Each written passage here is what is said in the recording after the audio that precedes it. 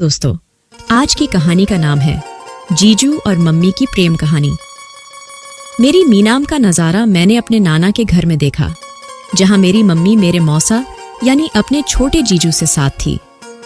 दोस्तों, मेरी कहानी में आपका स्वागत है।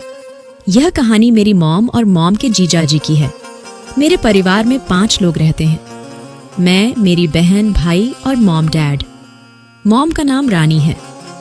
मॉम की उम्र 42 साल की है और वे गजब की सुंदर लगती हैं। वैसे जब मॉम बाहर निकलती थीं, तो वे बड़ी संस्कारी महिला बनकर निकलती थीं, ताकि कोई भी उन्हें देखकर कुछ कह न सके। मगर मैं जानता था और लोगों की नजरों को पढ़कर अंदाज लगा लेता था कि लोग मॉम को देखकर क्या सोच रहे हैं। यह बात कुछ समय पहले की है, जब मेरे मामा का बर्थडे था। मेरे घर पर सबको मामा की बर्थडे पर जाने की खुशी थी। मैं देख रहा था कि सबसे ज्यादा खुश मेरी मॉम ही थी, क्योंकि उनके भाई का बर्थडे था। मॉम को अपने मायके जाने की बहुत ही जल्दी थी, क्योंकि इस बार बहुत दिन हो गए थे मॉम अपने मायके नहीं गई थी। यह भी शायद मॉम की खुशी की एक बड़ी वजह थी, पर असली वजह तो वहां जाकर ही मालूम हुई। मामा के बर्थडे पर हम सारे लोग गए थे। मेरे मामा के बर्थडे पर बहुत रिश्तेदार आए थे। उनमें से एक मेरी मम्मी की छोटी बहन के पति मेरे मौसा जी भी आए थे, यानी कि मेरे नाना के छोटे वाले दामाद जी। मेरे मौसा जी बहुत ही हट्टे कट्टे पहलवान किस्म के दिखाई देते थे। मेरी मॉम ने उधर जाते ही मौसा जी से नमस्ते की और वे उन्हीं के पास बैठ गईं। मॉम मौसा जी से बातें करने लगी। जब मॉम कुछ भी मजाक वाली बात कहती थी, तो मौसा जी भी खुलकर हंस रहे थे। हम सब ने मामा का बर्थडे खूब धूमधाम से मनाया। जब मामा ने केक काटा, तो मैंने देखा कि मौसा जी मेरी मॉम के पीछे थे और वे बार बार उनको पकड़ रहे थे, पर वे उन्हें कुछ नहीं बोल रही थीं। फिर हम सभी ने मामा का बर्थडे धूमधाम से मनाया और उसके बाद सब ने खाना खाया। पापा मेरे मामा के साथ पीने चले गए थे। मौसा जी ड्रिंक नहीं करते थे। खाना के दौरान भी मौसा जी मॉम के साथ खड़े होकर उनसे बातें कर रहे थे। खाना खत्म हुआ तो सब सोने के लिए जाने लगे। मम्मी भी सोने के लिए नानी के पास जा रही थी कि मौसा जी ने पीछे से उनका हाथ पकड़ लिया।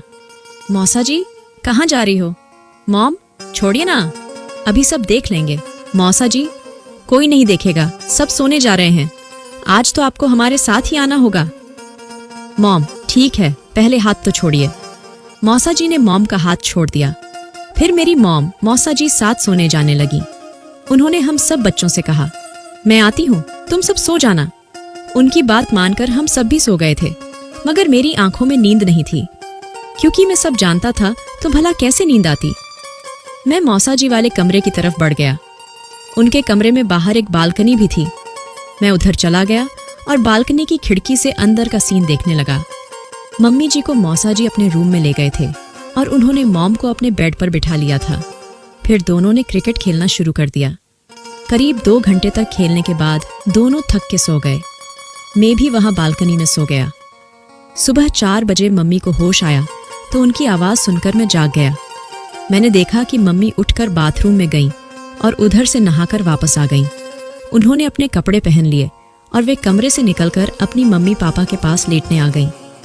सुबह 6 बजे जब मम्मी उठी तो वे चलने की हालत में नहीं थीं। बाद में सबने एक साथ चाय पी। मैंने देखा कि मौसा जी को देखकर मम्मी बहुत खुश थीं और इशारे में मौसा जी को थैंक यू बोल दिया। 1 घंटा बाद हम सब लोग अपने घर वापस आने के लिए तैयार हो गए। मुझे और मॉम को छोड़कर सब लोग कार में बैठ गए थे, लेकिन मम्मी अभी तक अंदर ही थीं। मैं भी बाथरूम जाने बहाने उसी कमरे के बाथरूम में था।